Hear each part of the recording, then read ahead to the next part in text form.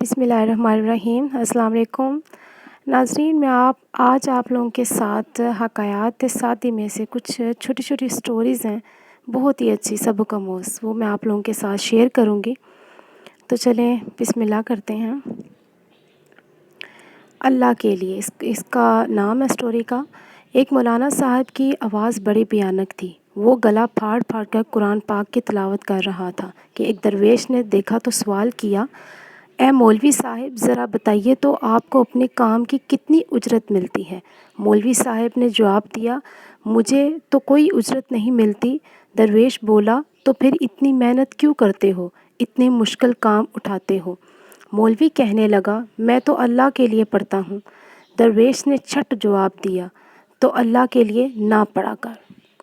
یعنی کہ اس کا سبق یہ ہے کہ آپ اپنی زندگی میں کوئی بھی کام کریں، چاہے وہ عبادت کی کیوں نہ ہو، لیکن اس کام سے کبھی بھی کسی کو کوئی نقصان نہ ہو۔ یہ بہت زیادہ آپ لوگوں نے خیال رکھنا ہوتا ہے۔ تو اس کہانی کا سبق یہی تھا۔ چلے نیکسٹ آگے چلتے ہیں۔ یہاں پہ ہمارے پاس دوسری جو سٹوری ہے اس کا نام ہے نفس کی جنگ۔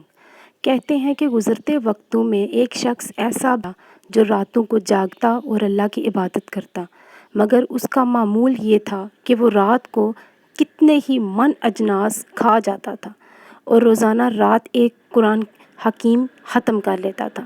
ایک عقل مند نے جب اس کا یہ معمول دیکھا تو کہنے لگا کہ اے کاش وہ آدمی روٹی کھاتا اور رات بھر سویا رہتا۔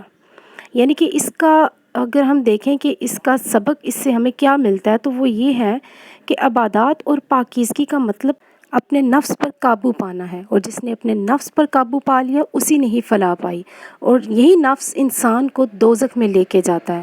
جس نے اپنے نفس پر قابو نہیں پایا اس کی عبادات کا بھی کوئی فائدہ نہیں۔ تو چلے چلتے ہیں نیکسٹ سٹوری کی طرف، جس کا نام ہے بادشاہت کے اسرار و رموز۔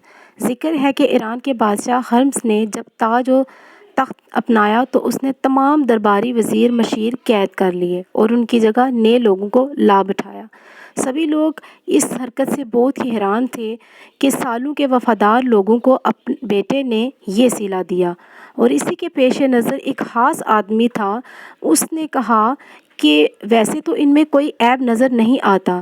بادشاہ بولا، ہوا وہ ایماندار اور وفادار ہوں گے، مگر میں نے یہ محسوس کیا ہے کہ وہ مجھ سے بے حد ڈرتے ہیں، اور یہی وجہ ہے کہ میں نے یہ کام کیا، کیونکہ مجھے ڈر تھا کہیں یہ سب مل کر مجھے ہی نہ مار ڈالیں۔ جو تم سے خوف کھائے، کوئی پتہ نہیں وہ کل اپنے خوف کو ختم کرنے کی خاطر کیا کر بیٹھے۔ تو ناظرین، آپ لوگوں کو اس کہانی سے سبق اچھی طرح سے حاصل ہو گیا ہوگا۔ تو چلیں ناظرین، میں آپ لوگوں کے ساتھ اسی طرح سے باقی سٹوریز بھی شیئر کرتی رہا کروں گی۔ تو تب تک کے لیے آپ سب لوگ اپنا خیال رکھیے گا۔ اللہ حافظ۔